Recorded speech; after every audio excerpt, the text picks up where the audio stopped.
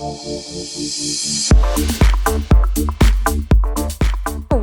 right into that, into our next panel. So Donnie introduced Sam. So Sam, you can come on up and have a seat. Sit down. You're going to sit down and come up and, yeah, that's a big step. I'm a big step. You're a big stepper, excellent. Am I going back far seat? Yeah, we can go to the back far seat, and then I'll just pull you guys in.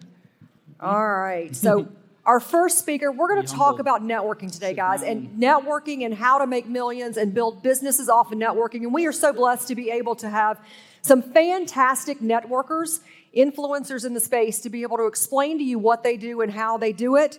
And then we'll be able to answer some of your questions as well as we go through that. So we've joined Sam on the stage, and the next speaker that we want to talk to and welcome is Bic Decaro. Come on up, Bic.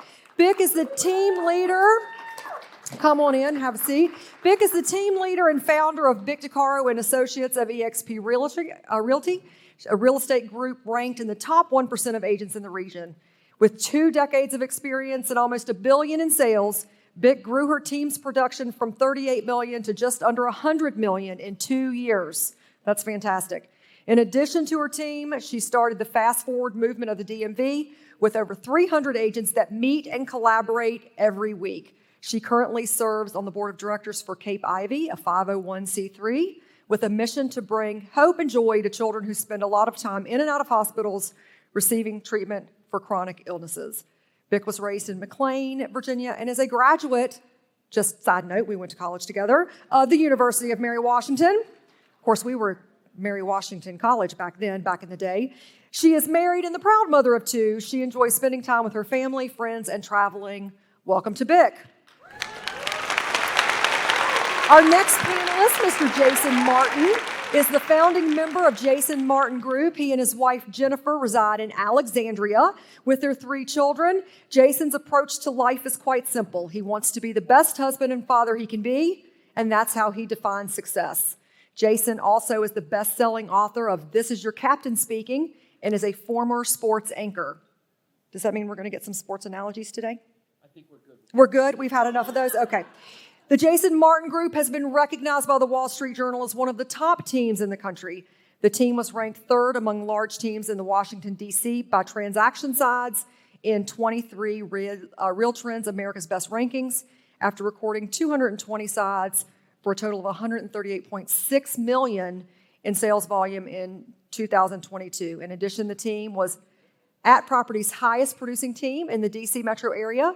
When Jason Martin Group joined Real Brokerage in February of 23, they were the largest team to join the brokerage to date. Please join me in welcoming these great speakers to our panel. All righty. So we're going to ask some really great questions about networking and then just get your opinions on other things as well. But Sam, I'm going to start with you, not that you haven't done enough talking. Okay. Oh, do we have one more mic? Jason, do you have a mic? You got it? Okay, perfect. Sam, what do you think the next generation of real estate agent looks like? The next generation of real estate agent, I think it's somebody that can provide value and information very, very quickly. Because we have these consumers that want stuff instantly. Like we have apps with ChatGPT on our phone where we can find stuff in a second. We can get information we want in a second. We can get anything we want. I mean, we can get groceries brought to our house. Like restaurants that don't have delivery have delivery, right? We need things now, so or we want things now. So I think the next realtor will be somebody that can provide value and do it quickly. Awesome. So we talk about value and demonstration of that value being key for buyers, sellers, team members, right? Bic, how do you demonstrate your value to today's consumers? And how has that evolved, say, over the last 1 year, 3 years, 5 years? Okay. So for me, I feel like right now, AI is everywhere, automation is everywhere, and it's become mainstream. And so it's really important to humanize the experience for whoever that we're dealing with. And I think that consumers and people are really craving connectivity and community. And so we start with that. We really want to get to know everyone on a deeper level. and really get to understanding what their needs are. And once we do that, and we're in maybe first discussions with them, and we start talking about our business, it's very important to show proof of success. But you first have to have that connectivity, because if you're just going right in and talking about how great you are, number one, you sold this much, they don't really care. They first want to know that you care about them, and they want to have, people want to work and transact with people that they like and feel connected to. So friends, everybody that we work with becomes friends and family. And so we start with that and having a genuine relationship with them. And how we do that is, we go through like the different events. We, people had said it earlier, but friend them on social media. So we really get to know them and they feel like they know us too. So you have to differentiate yourself in that way, and then talk about those value propositions and share case studies, because people want to know the facts. So you don't want to talk about like broadly, we've been doing this much and we're doing so great. Give them specific examples. Storytelling is so important, of situations that match their situation so that it resonates with them. And they can be like, oh my gosh, that was so overwhelming. But if someone else has done it, then I guess I can do it too. So I'm going off script, and I'm sure marketing is about ready to have a coronary, totally going off script. You talk about telling a story. So how do you tell that story? What social media platforms, what engagement do you do? What marketing do you do? Talk about the story and how you're telling it. Sure. So on the broader side, of course, on social media, you're talking to a lot of people. But on social media, you really should be talking as if you're talking to one person. So on social media, again, it's the starting point where, let's say if someone's Googling you. If they're Googling you, they want to know a little bit about you. So you cannot hide behind like maybe a business page and just be so professional. They want to know you as, a friend. Think about that, because like they're going to work with you on something very personal. They want to know a personal person. So you have to share a little bit about your life, who you are, your backstory, your vulnerabilities. It's not always, all the great things. Tell them about what struggles you go through. So on social media, I'm on a lot of different platforms, but mostly Instagram and Facebook is the main place. And I just share a lot of the same things there as I do on LinkedIn. Even though people will say LinkedIn is, so professional, I still think those professionals there, although you can tweak it and change it a little bit, still want to know the same stories. So I go on there and I give an example, like, here's a perfect example of a recent thing that just happened. My oldest daughter just went off to college, to Clemson. And that's a very emotional thing. But in creating community, it wasn't even about business, but it was about sharing something that I was experiencing that I knew a lot of my friends were going through. So I was like, gosh, I'm not okay. This is really hard. So I did a video on it, and I kind of debated whether or not to post about it, but I did, because I was like, I never expected it to be so hard. So the last weekend before she left, I posted that. I was like, this is our last weekend together before she goes off to college. And then the week that she was going off, I documented and showed, like, these are all the things that she packed. She's leaving. And then I created a reel around it. And that is, like, one of the best posts that I did. I didn't expect it to be that way, but people contacted me and said, hey, we should get together. We need to do this. We need to support each other. And from that, I have actually some referrals, which I did not mean for it to be that way, but in that storytelling of what I, as a personal person, is going through, really helped. That's on the personal side. On the business side, just sharing a story like, hey, we helped somebody else. We oftentimes talk about being able to find our clients off-market properties. Everybody wants to hear that. What are the two things that gets people's attention and buyers when they first are looking for an agent? They want to know that you have access to off-market properties and you can get them a deal.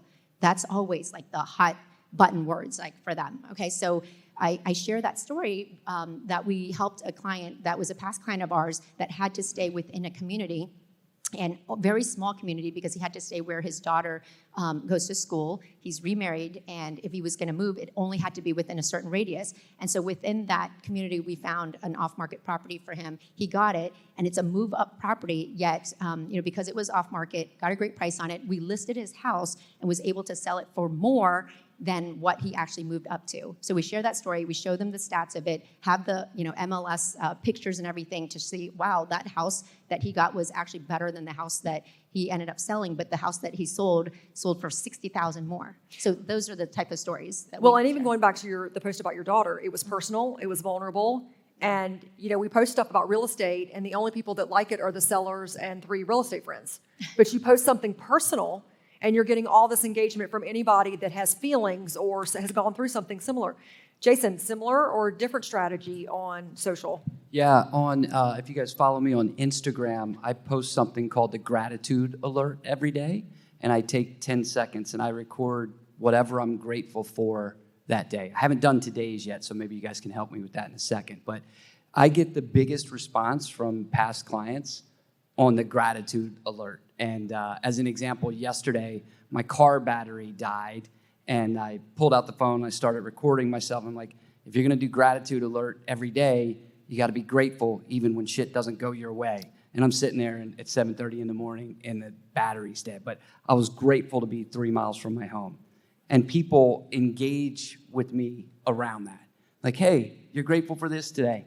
And side bonus, my kids watch that too, so they know Dad's grateful all the time. That's fantastic. And two, it helps your mindset, right? It helps you deal, when you have that grateful mindset, it helps you deal with the stuff that, the crappy stuff that happens that you've got to get through each day. Yeah, I hope we get a second to get to mindset. And by the way, I'm acutely aware that if you're still sitting in this seat, the only thing on your mind is happy hour.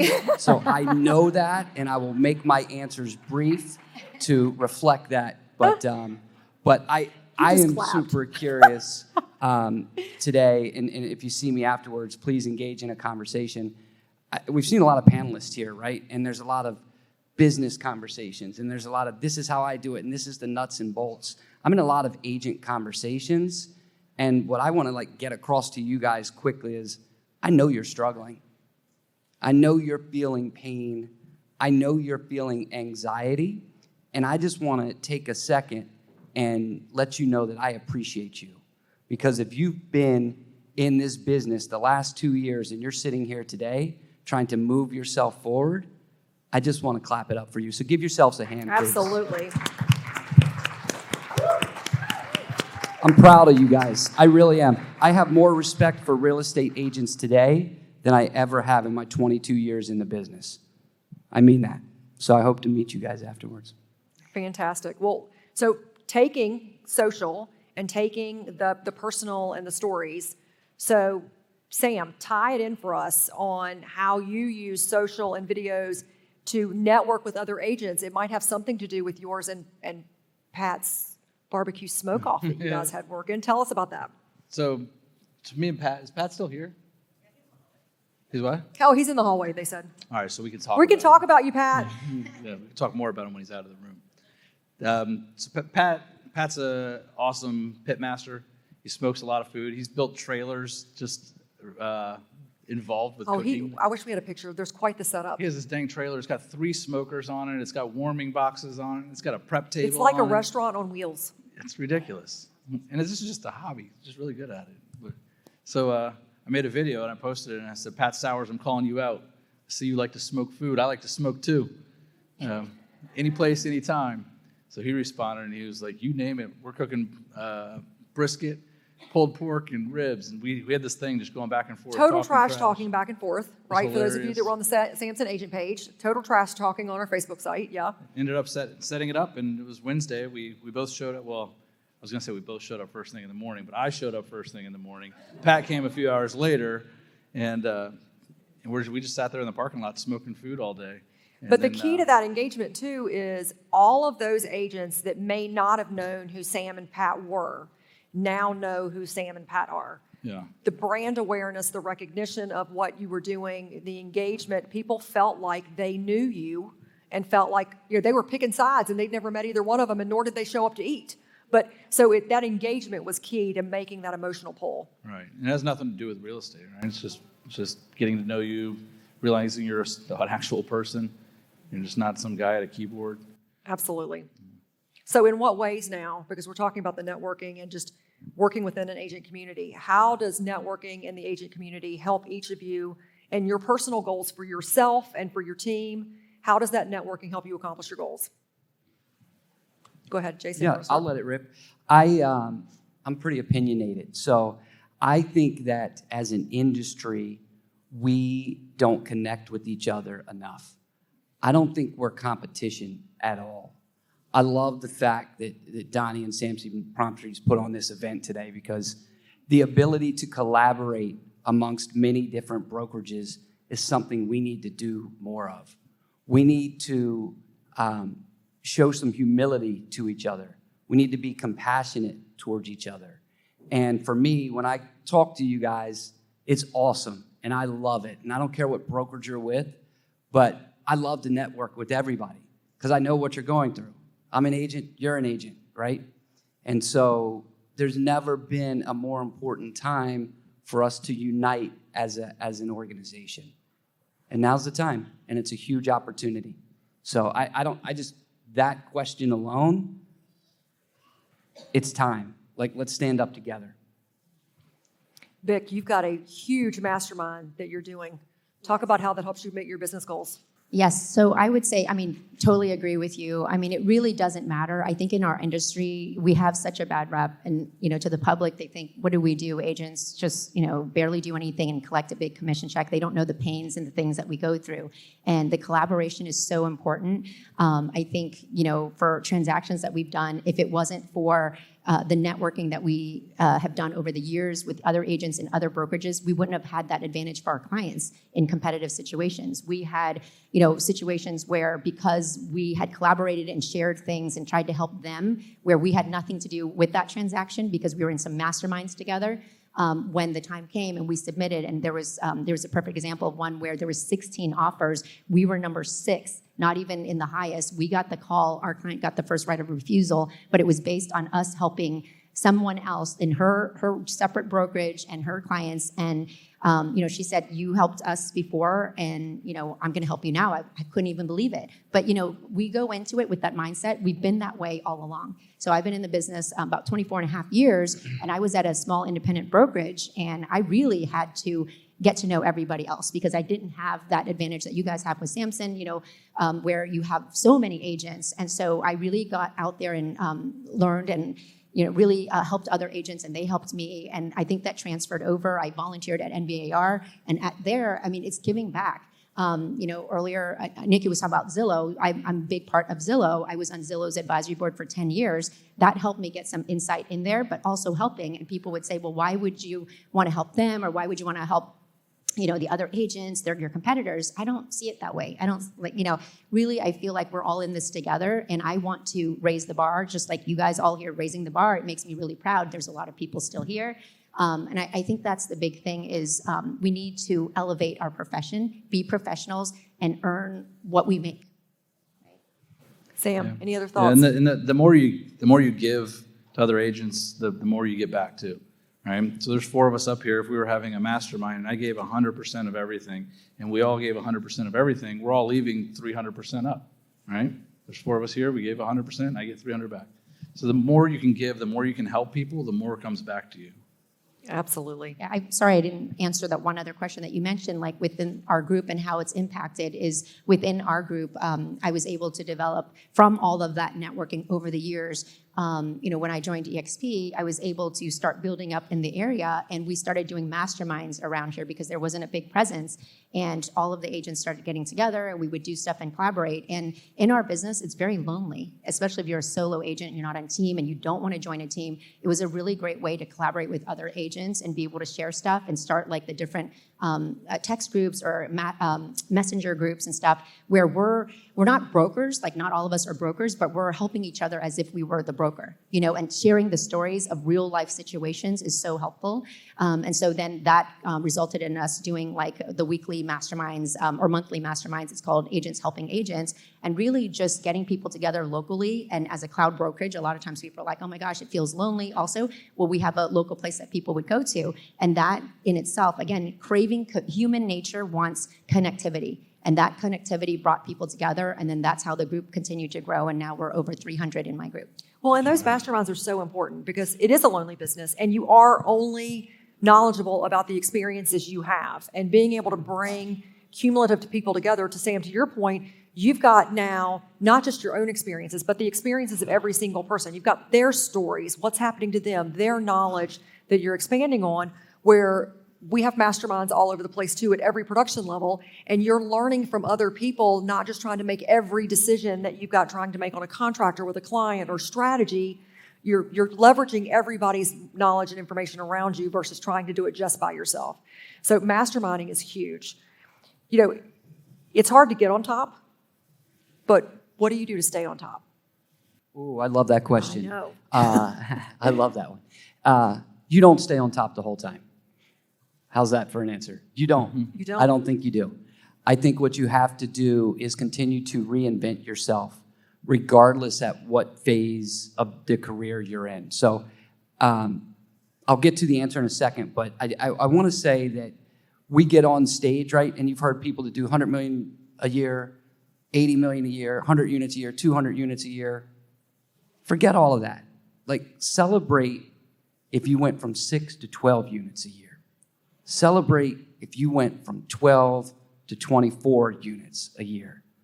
Don't worry about trying to be what you see, because I think we get into a space of, if you come to these events, and we're lucky enough to be on a lot of panels, you see that people, you need folks to be up here that are in the 6 and 12 and 18, 24 units. Forget this, right? I want to hear your story. And that's what's important to me. And the reason, and the answer to your question is, when you do that, it's telling me that you're reinventing yourself. If you've gone from 6 to 12 to 12 to 24, you've reinvented yourself. And if you can do that, you can do that at any level. So we went from 40 homes to 100 homes. We went from 100 homes to 150. And along each stop, the key component was reinvention of yourself. And so I don't think you stay there. I think you constantly are reinventing yourself. Yeah, I love that. You can't stay stagnant. You constantly have to learn and grow and remake and reshape all the time. You know, we laughed earlier because, I don't know if you guys were here, but we laugh at Casey because he says every year that the year before, you know, his 2025 plan will kick the shit out of the 2024 plan, right? Because it's that constant growth. It's that stretching the mindset. It's constantly changing and evolving to be able to keep the competitive edge. Yeah, and if you guys aren't going to Casey's class, like I heard him for the first time today, man, I would jump in his class so fast. Matter of fact, I'm going to need to be a part of Casey's class because he's incredible. We can make sure you see it. Entertaining. Yeah, we can make sure you see I it. need to make that happen. Me too. So buyer agents in the future, Sam, what does buyer agency look like 6 months from now, 12 months from now? Who's going to pay them and how much? Oh, gosh, I think it depends on the market. 6 months from now, I think it's going to be pretty similar to how it is now. I think it has to do with how each individual agent can explain to their buyers or their sellers what's going on with the market, and giving them the knowledge they need, right? So if we were in the business, I know you guys were in the business when it was last time we had a strong buyer's market, right? And the house was on the market for 90 days, and you'd show up and the buyer would get a great deal out of it, right? So if we move to that, the sellers are paying the commissions, and I'm writing 5% or whatever we're allowed to say in this room. I don't know. Yeah. and probably getting it. I know there's agents in here that have written higher percentages than they normally would because houses have been sitting on the market for longer and they've been getting it. So short term, I think it's going to be pretty similar to how it is now. And then long term, it's going to depend on what the market's looking like and how well agents are able to inform or educate their clients. Awesome. I think that I love a good controversial question because I think whenever you have the ability to rub somebody that's a little less than popular, it makes them think and it helps them grow. So, Bic, what is your most unpopular opinion of the real estate market that people will disagree with? Well, I have a few different ones, but I think one of the things that I really believe in, and it's hard because I was not taught this going into it, is that we're all taught to hustle and take on every client. And I think for me, I really started to figure out who was the right client and the right people to work with me, even when it comes to clients, but also as a team leader. Like, not everybody's going to be a fit. So you have to learn to say no, because not only, let's say if you said, like for me, I always wanted to help everyone. But when you take on that one that's so difficult, that doesn't believe in what you're doing, or they don't think that you're really making any impact, they're going to create this negative energy that while you're dealing with that negative energy, you're actually losing other business and you don't realize it. But you're like, I got to have that one. So the answer is to have so much opportunities that you don't have to worry about that one, all eggs in that one basket. So when you get that wrong client coming along, that you can say no. and because they can drain you of your energy and impact other people in your life. So it could have a ripple effect into your family life because you're coming home miserable, whatever else. So I think saying no to that, and part of it is also being honest and accountability. So example is working with sellers. You hear the expression, sellers are yellers. They're yellers when you tell them what they don't want to hear. They're yellers because they're doing the bulk of the work and they're paying for the bulk of everything. So it's a stressful time. So you don't have to look at it as a negative thing. But for me, I truly go into it with the mindset that they're going to be upset of what I'm saying, but I'm coming from a place of love and care for them. And so I'm going to tell them the truth. So that's kind of unpopular too, is telling the truth when the truth hurts. All right. And that's also with team members, accountability. I'm a firm believer of accountability is the highest form of love. I can be nice and just not tell you the truth, and you'd be fine, you'd think I'm so nice, or I can be really kind and tell you the truth, even though it hurts, because it gives you an opportunity to grow. So going in with sellers, I tell them if something doesn't look right, I will really tell them, and it's their decision what they want to do, but I have to let them know, because then it opens up the conversation later when there's feedback coming in and it's not good, or the price is wrong. We've already had that conversation, and now they're like, okay, we tried it your way, it didn't work, let's try it this other way and see how it works, because I've already told them. If not, later on, they could easily say, well, why didn't you tell me? I didn't know this. You're fired. Next person. So where it's helped me is that when I told them that and I didn't get the job, right? They said, okay, well, we found somebody else that's willing to go with our price and we didn't have to do all these things. When it didn't work out, guess who they called? Me. And they said, we appreciated that. I love being the second agent. And boom, it happens. So. Awesome. Jason, unpopular opinion. Yeah, I have one. And I'm going to ask before I answer this question that you stay with the answer and just don't listen to the first part and only hear one thing. Unpopular opinion, I think it's very likely that in 5 years from now, we don't have a role in the industry. I think in 5 years from now, it's very likely we don't have a role in the industry. You're like, oh shit, what are we talking about? Is he being for real? Yeah, I am being dead serious. We're going to need you to elaborate on that just a little bit. Yes. I'm with you. So, and I already know the answer to this question. Who's using ChatGPT to write their listing remarks? Raise your hand, because I know you guys weren't that good at writing before. I see you. I use it too. AI is going to be writing my offers in 24 months. That's a fact. It's coming. AI is already keeping my income statement. AI is about to start keeping my expense statement. AI is about to eliminate my bookkeeper, and I can keep going. AI is about to help in my farming campaign, and I can keep going. So if you aren't facing that reality, I think you're going to get left behind. Now, the second part of the answer on that for me is I am acting like if there is a way to keep standing, I'm going to be there. So I'm learning AI. I'm trying to grow. I'm trying to grow my business. I'm trying to grow personally and professionally. So despite the fact that I think there is something out there that could eliminate us as an industry, I'm trying to embrace it as much as I can. And by doing so, I think our business is going to go like this. And in 5 years from now, I might look back and be like, all right, let's go. I'm going to double again. So I hope you heard both parts of that. But really at my core, that is a possibility. However, if you're building your skill, let's just play for a second. If you have to step out of this industry and you build your skill set up over the next 5 years, you're okay. So I'm asking you guys to play in a space of unknown and do it aggressively and do it quickly, because if you don't, you will get left behind very, very quickly. And I don't mean to scare anybody, but that is reality. And you guys already know it because you just raised your hands. You're already using it for your remarks. How long is it going to be before a seller can go, okay, write this offer for me, find me an inspector, get me an appraiser, get me a lender, hook me up with Cardinal Title. Guys, we're like 24 months away from this. So what are you going to do? Attack it. That's what I'm suggesting. Attack it. You don't have time to wait. And I know that's an unpopular opinion. Oh, it was a good one. I was not expecting that. I know neither one of us expected that. All right, Sam, that's going to be a tough act to follow. What's your unpopular opinion? By the way, you guys are allowed to boo me right now. You all want to collectively go, no boo. booing allowed. No booing I don't allowed. mind. Donnie's booing. So the quote I heard that I liked that I hope you're a little bit wrong, But Me too. The quote I heard is AI is not going to replace real estate agents. Agents using AI will replace real estate agents not using AI. And I think that's pretty accurate. I like that answer. Yeah, because there are the intangibles that we all have to do. Like maybe AI tells you how to repaint your wall to stage better, how to declutter, or how to put the black mulch in the mulch beds, or all the stuff that we have to do outside of contracts. But I don't know. We'll see. Time will tell. So unpopular opinion. Unpopular opinion.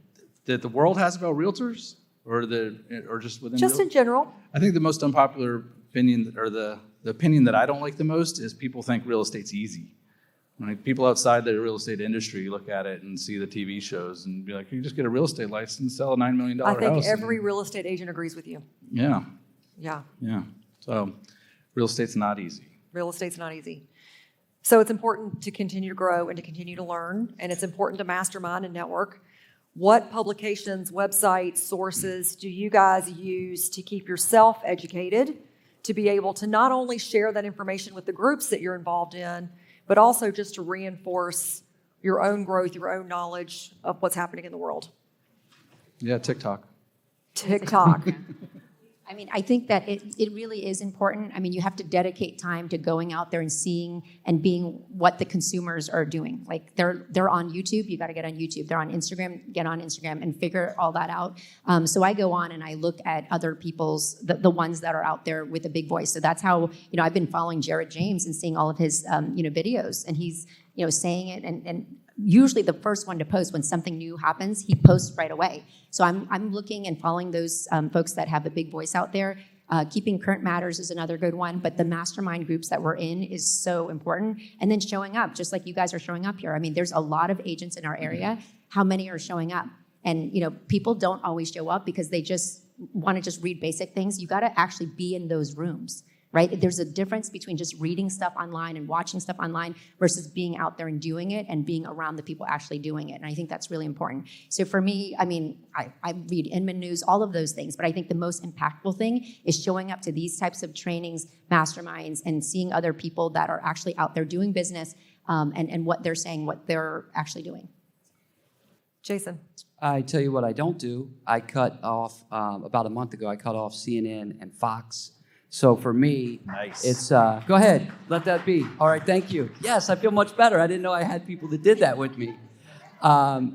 Just So instead of, I think we're talking about instead of what we do, let's talk about what we shouldn't do or don't want to do anymore, right? So work from that direction first. So that's not the question you asked directly, but that's the one I want to provide because still a great I'm going to answer. start to think about more things I can eliminate. And I want to tell you a secret about that. Over the last 30 days, I tracked my mental health. We don't talk about that enough as an industry either, but that's another time. I track my mental health. I'm happier in the last 30 days because I don't. So, no CNN and no Fox. And you guys, What you don't focus on is just as important, if not more important, than what you do focus on. in my world, yep. Absolutely. Sam, any additional Yeah, so somebody came to me one time, they're like, "Hey, we're having this conference, this industry leader's coming. This guy's been an industry leader and he's mastered this topic for the last 20 years. How much would you pay to see him?" I was like, "I don't know, man, a couple $100 bucks." I said, "Would you pay $1,000? Maybe, depends on what the industry is, what he's talking about." And he's like, "Well, for $20 you can go buy his book. And it's got all the information he's studied for the last 20 years put in there." So I never read a lot of books until this guy hit me with that analogy. And for a few bucks, by the way, if I ever say I read a book, I didn't. I listened to it on Audible. Like, Mental note, Sam yeah. does audiobooks. If I say I read Yes. this book, I did not read that book, but I listened to it. So on Audible, for a few bucks, you can get somebody's lifetime of work, and they'll just tell it to you, right? So read, what's that? They want to there's know an what the endless book is. number of books, self-help books, leadership books, sales books, real estate books.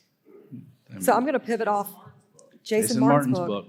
Yes, there you Probably go. great. He's giving phenomenal answers today. I'm sure his book's full of good stuff. So I'm going to Is put it you on guys on the Audible? hot seat again and give you another pivot. For those people in the audience that say, "I am afraid of the word networking. I don't know how to network. I don't even know what it means." What brass tacks can you say? Step one, do this to help them baby step into networking and including it as part of their now, moving forward as part of their revenue stream? That's actually one of my favorite questions. With networking, there's a lot of people that I've met that they're like, I'm a total introvert. I don't like to be around other people and stuff like that. I think the first step is doing what you like. So if you are an introvert and you don't like to be around people and you don't want to go to parties, don't go to parties. Go to, a movie with a group, like find a few friends and go to movies. Find ways that you can get into a place where it's things that come naturally to you. So for me, I was trying to balance time too with like work and everything else. I'm like, well, what is it that I want to do? I want to get into some hobbies. So I found that tennis was something that I would like, but I didn't really know how to play tennis, anything. But I wanted to network and meet new people. So I did that, and turns out it hits a few different things for me. It's fitness. It's fun. I'm a competitive person, and it allowed me to meet a lot of people. And in that network of group that I've met, it spiraled into other things that I get referrals from. I've done business with, and even right now, I was calculating the math before I got here. I have a client that I'm working with that I met through tennis 5 years ago, and at the time, she had an agent, and she was like, it wasn't working out. She hired me as her agent. Helped her buy a house, sold a house, and now they're going to do it again, all in, that's, in a high price point area, $8 million from me playing tennis. Wow. Yeah, but start with what you like or what you want to do. Don't try to copy someone else that it's not you. It's harder to keep that momentum if it's not something natural to you. Sam, baby step, what would you advise for them to start networking? Yeah, ditto. That's what I've been saying this to people for years. Find something you like to do and go do it. Like if you like bowling, go join a bowling league. If you like softball, go join a softball team. If you like bourbon, find a bourbon tasting group. Call me. Sam says he wants to network with you all day long at the bourbon tasting. Yes. Jason, anything to add? If you don't want to network, you have to market. Pick one or two. Network or market or do both. And if you're going to do 0 for 2, change businesses. And that's reality. So That also may be an unpopular opinion, right? Well, I don't know. Like, how could you get business if you don't network or you don't market? I don't know how else business would come. So, but I think you could do one of two, right? And maybe both, right? Most people do both. The other thing I'll say is if you want to lean into the networking space, I think your businesses can blow up really, really quickly with one little coffee meeting a day with people. If you just met with 5 people a week, they don't even have to be past clients. They could just be people that are in your world somehow, and just go have coffee with them and sit down for 30 minutes and say hello and see how they're doing. And they're going to know what you do. They're going to ask you how the market is. Does that ever not happen to you guys wherever you go? How's the market? Everywhere we go, they're going to ask. Just go meet with one person a day to check in and see how they're doing and watch what happens to your business. So if you need a simple networking tactic, I would use that one. Fantastic. All right, guys. Is John still here? My buddy John, he's a Samson agent. He's been my best bucko since we were in 8th grade together. And he started this thing called 52 lunches, and he just takes one person a week out to lunch. And it took about a year to get some legs, and he had to get consistency, but consistent with it.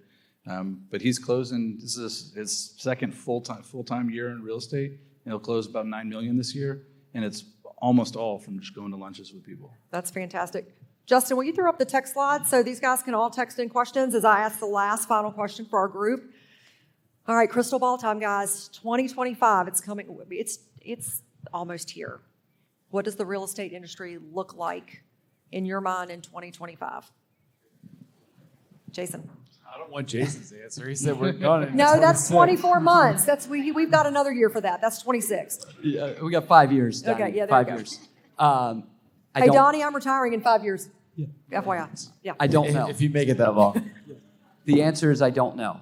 And what I mean by that is I felt like over the past 2 to 3 years, as soon as I felt like, okay, we're hitting a normal market. And I know what they are because I've been in it for 21 years plus. Oh, this is coming normal. This is what's happening.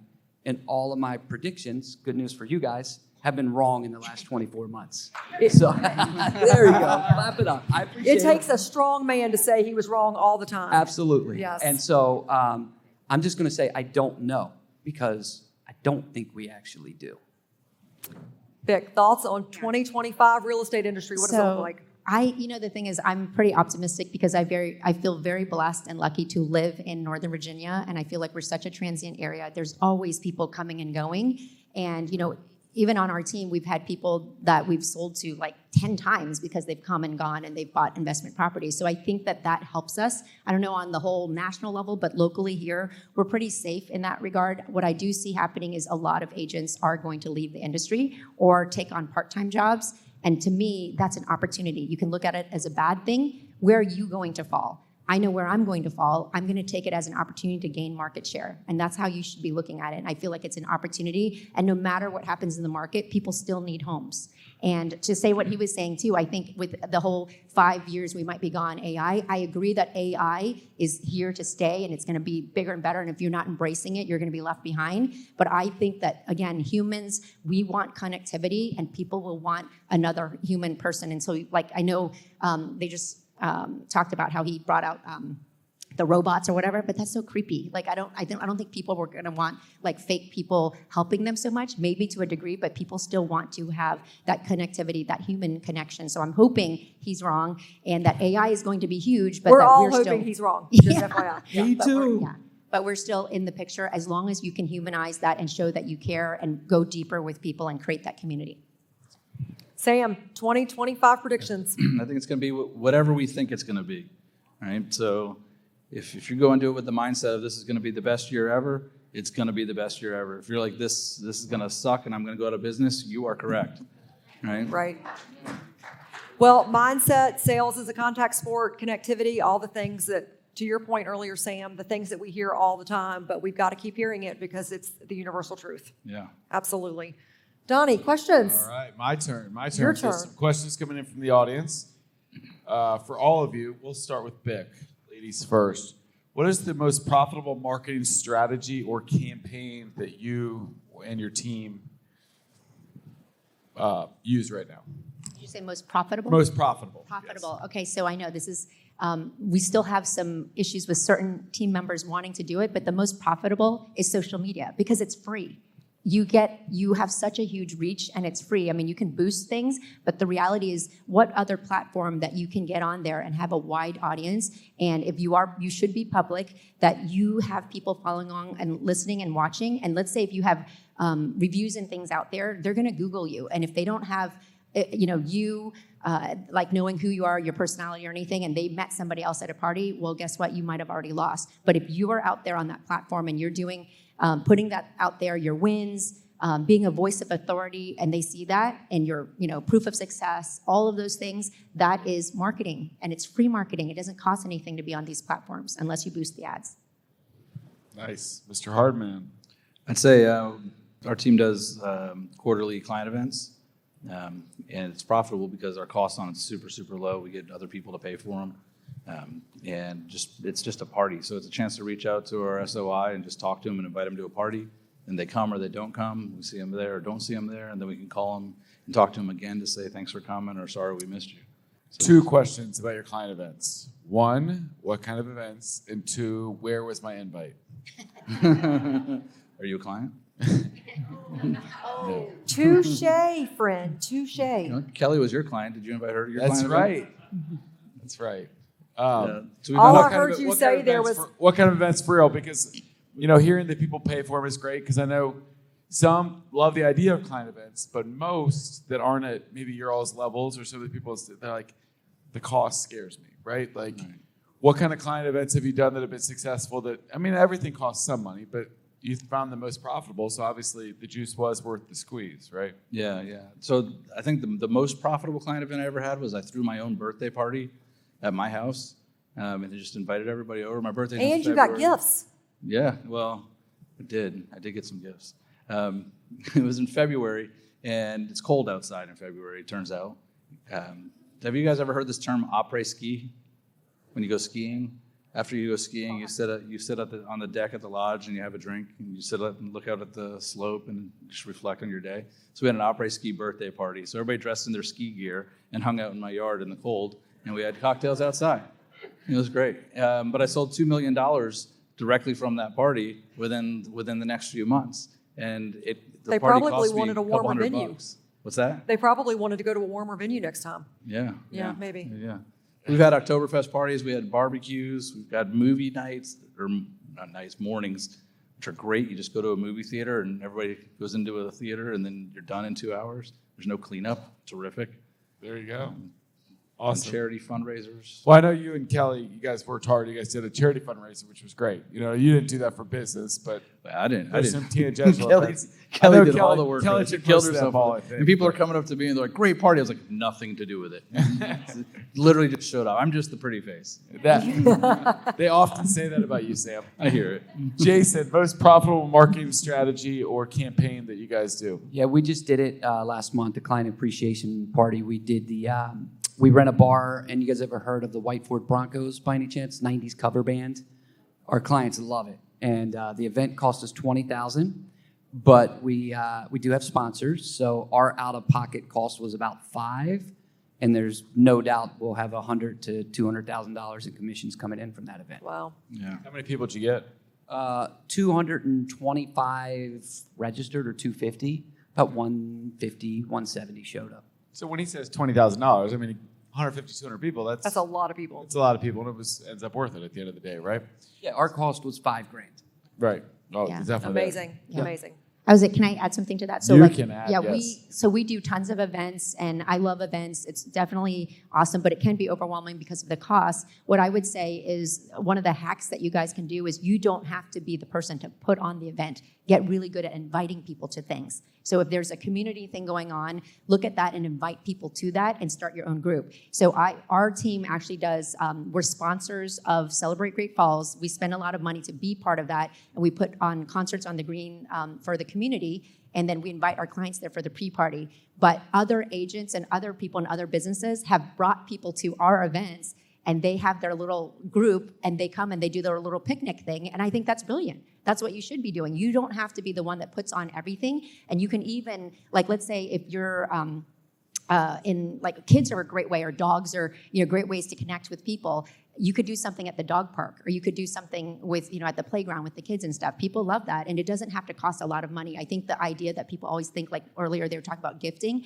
is that the misconception is that you have to spend a lot of money. You don't. Again, it's connectivity and bringing people together, and half the time, even if you were the inviter of it, you don't even have to pay for it. We, of course, at the level now that we're doing, we are, but in the beginning, at one time I did a cook-off, like a chili cook-off, and people wanted to show off their food. So I just was the space, and people brought the food, and everybody got to eat everybody else's food. So really, it was just the space and the drinks. That's all I had to provide, and it wasn't very expensive. Now Sam's wondering where his invite was to that one. Siri, make a note, have chili cook-off. All the categories. Sam, all the Last categories. question for you all is leveraging your time. We talk a lot about those things and focusing on things we're good on, focusing on things that are in our wheelhouse and nailing those and finding people to help us.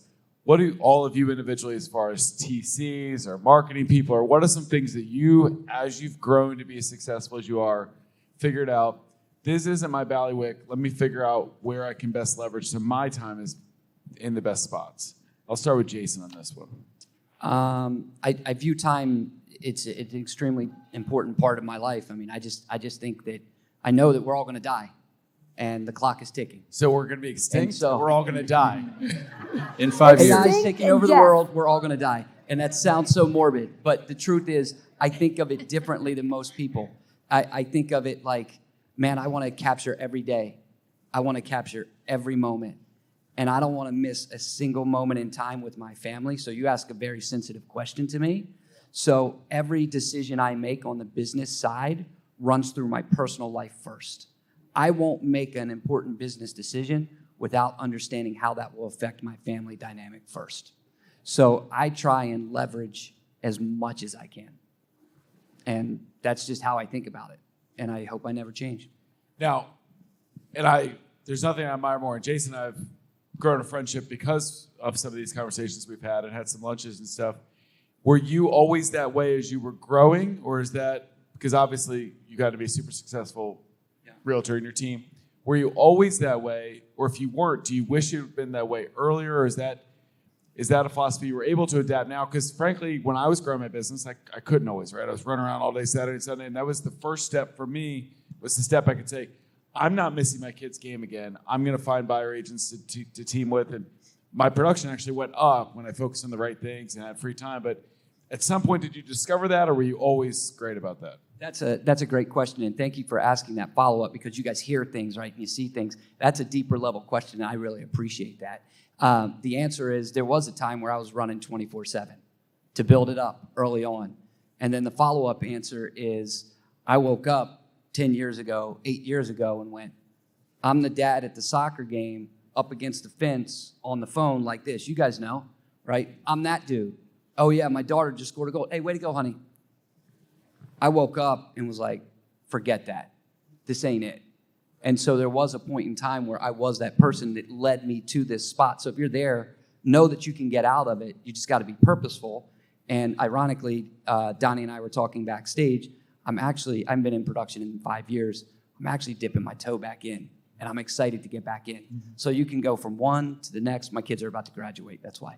So you can bounce around a little bit, and that's okay too. Yeah, good follow-up. Sorry, I pinned you down on that, but I think it's important stuff. Bic, I forgot my question.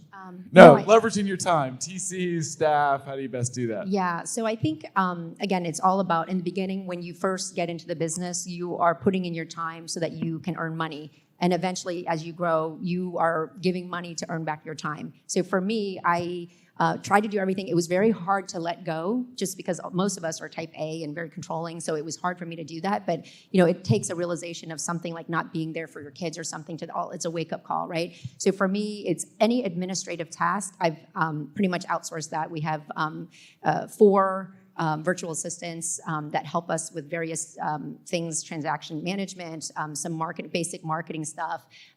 So we outsource that piece of it to them. They're on our team. And then I also have something that I speak about a lot. It's called a production partner. So I've been production for the last almost 25 years, but in the last 11 years, I've done production with a partner, meaning that person is my right hand, and I barely even show up for any showings. I don't even go to my closings. I don't go to inspections, things like that. And people are like, how's that even possible? Because we're so tightly, the way that we do business is so closely together, and when they're hiring me for my market knowledge, my marketing skills, my negotiations, and then the other person is like the person that is out there for me, my eyes, ears, hands, and legs. So that's what we say. So my production partner helps me with pretty much everything, and that's a salaried position and gets a bonus on all of the deals that they help me with. And the beauty of that is that I don't ever have to give away my sphere. So any of my past clients, I don't have to hand off to anybody else, because the truth of the matter is, for all of you out there that are team leaders, when you hand that off, again, if it's human connectivity, they're going to like the person that you hand them off, especially if you're going to have a great person on your team, right? You want to have great people on your team. They're going to go with them, and in the future, you may have lost that business. So with my production partner that I hire, give salary to, I don't hand that person off, and I'm still involved in all of it. And surprisingly, when the reviews come in from them, they often will write about the whole team and myself, even though at first it was hard to do that, because I'm like, oh, I have to be everywhere. No, you don't. And I think the thing is, when you find the right people to do it, they actually do it better than you in those things. So awesome. Yep. Mr. Hardman. Luckily, I have the world's best admin. So her name's Tori. She's awesome. Get you a Tori. She basically has a photographic memory. So we show her something once, and it's done perfectly every time, which is amazing. She does all our admin work, all our TC work. I've got a great team with Director of Operations Kelly. Hershey here's on my team. She covers a lot of stuff. So I'm just like Jason. I will not miss my son's soccer game ever. Like, I'll skip a listing appointment before I'm missing a soccer game, and they all know that. And luckily, I don't have to miss the appointment, because they'll go to it for me if I had to. But yeah, the family time is way more important than work time. It's great. But you have to be able to pay for that, so you do have to put in the dues up front. Yeah, and find your job. You're never going to wake up in 10 years and be like, you know what I wish? I wish I'd worked more. I wish I'd have done 5 more listing appointments instead of going to my kid's game. Exactly. So let's hear for this amazing panel. Absolutely. Dropping so much great knowledge on